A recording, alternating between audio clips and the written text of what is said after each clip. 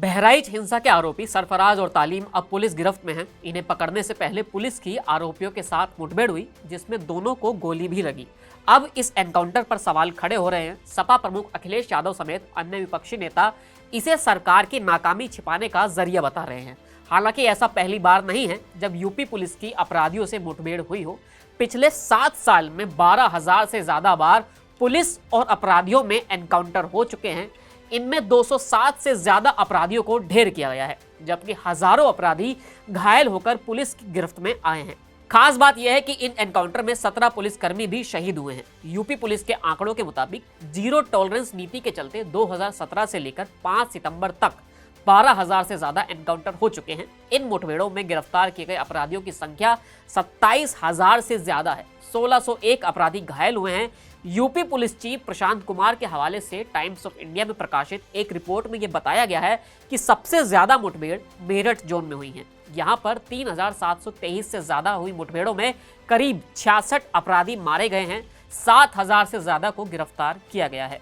Report में UP DGP Prashant Kumar के हवाले से यह भी कहा गया है कि सभी एनकाउंटर में सुप्रीम कोर्ट की गाइडलाइन का पूरा ध्यान रखा गया है, इसलिए यूपी पुलिस के किसी भी एनकाउंटर पर सवाल नहीं उठ सकता है। डीजीपी के मुताबिक सिर्फ एसटीएफ नहीं बल्कि कमिश्नरेट और जिलों की पुलिस भी अपराधियों के खिलाफ अभियान चला रही है। इस बीच हम आपको यूपी पुलिस के 10 चर्चित एनकाउंटर के बारे में भी बताते हैं जो हमेशा सुर्खियों में रहे हैं और इस बीच इन पर विवाद भी हुआ है। सबसे पहले आता है विकास दुबे का एनकाउंटर। यूपी का सबसे चर्चित एनकाउंटर विकास दुबे का था। इसकी चर्चा पूरे देश में हुई थी।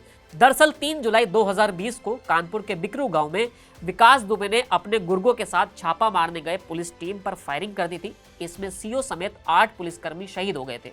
9 जुलाई को विकास उज्जैन में पकड़ा गया था। अगले दिन कानपुर लौटते समय भोती में उसने भागने की कोशिश की और मुठभेड़ में मारा गया। विकास पर कुल 5 लाख रुपए का इनाम था। इस लिस्ट में दूसरा नाम आता है गोरी यादव के एनकाउंटर का। बुंदेलखंड में 20 साल तक आतंक का पर्याय रहा गोरी यादव पुलिस मुठभेड़ में मारा गया था। 30 अक्टूबर 2021 को एसटीएफ की टीम ने चित्रकूट के जंगलों में उससे मुठभेड़ हुई थी। इस मुठभेड़ में 5 लाख का इनामी गोरी यादव मारा गया था। फिर इस लिस्ट में आते हैं कमल। जुलाई 2019 में संभल में पेशी पर आए 3 बदमाशों को छुड़ाने के लिए पुलिस टीम पर हमला किया गया था। इसमें 2 पुलिसकर्मी शहीद हो गए थे। इन 3 बदमाशों में से एक कमल के अमरोहा में होने की सूचना पर पुलिस ने वहां घेरा, मुठभेड़ हुई और कमल इसमें मारा गया। इस एनकाउंटर में एसपी के गनर को भी गोली लगी थी।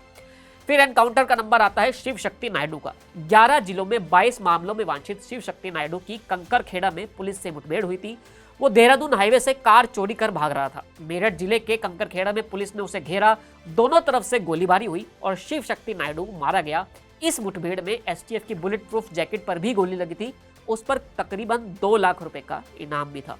फिर लिस्ट में आता है मनीष सिंह। वाराणसी और आसपास के जिलों में आतंक का कारण बना मनीष सिंह उर्फ सोनू अप्रैल 2021 में पुलिस मुठभेड़ में मारा गया था। वो एनडी तिवारी हत्याकांड का मुख्य आरोपी था। नरोत्तमपुर लंका निवासी मनीष सिंह सोनू को एसटीएफ ने लोहता में ढेर किया था। इस पर भी 2 लाख रुपए का इनाम था।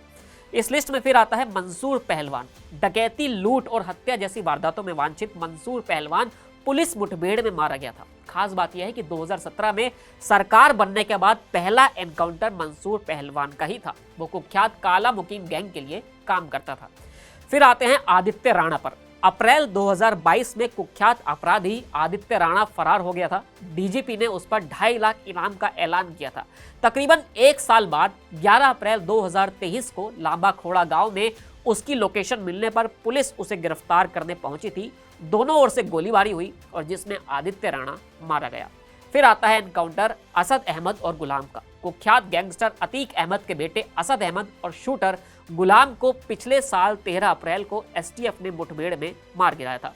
दोनों पर उमेश पाल हत्याकांड का आरोप था। यूपी पुलिस ने इन पर 5-5 लाख रुपए का इनाम भी घोषित किया था। फिर आता है चर्चित एनकाउंटर मंगेश यादव का। सुल्तानपुर के चर्चित डकैती कांड के आरोपी मंगेश यादव को एसटीएफ ने मुठभेड़ में ढेर कर दिया था। इस मामले में काफी राजनीति भी हुई थी। विपक्ष ने मंगेश को यादव होने के नाते मुठभेड़ में मारे जाने का आरोप लगाया था। हालांकि सीएम योगी आदित्यनाथ ने कहा था कि यूपी पुलिस जाति देखकर कार्रवाई नहीं करती है। मंगेश डकैती के 11 आरोपियों में से एक था। सबसे आखिर में इसमें आता है अनुज सिंह। सुल्तानपुर सराफा डकैती के मामले में ही मंगेश यादव के बाद इसी साल सितंबर में एसटीएफ ने अनुज सिंह को मुठभेड़ में मार गिराया था। इस मुठभेड़ के दौरान एक साथी भागने में सफल रहा था। अनुज की मौत पर उसके पिता ने यह आरोप लगाया था कि मंगेश के एनकाउंटर पर हुई राजनीति की वजह से मेरी बेटी की जान चली गई है।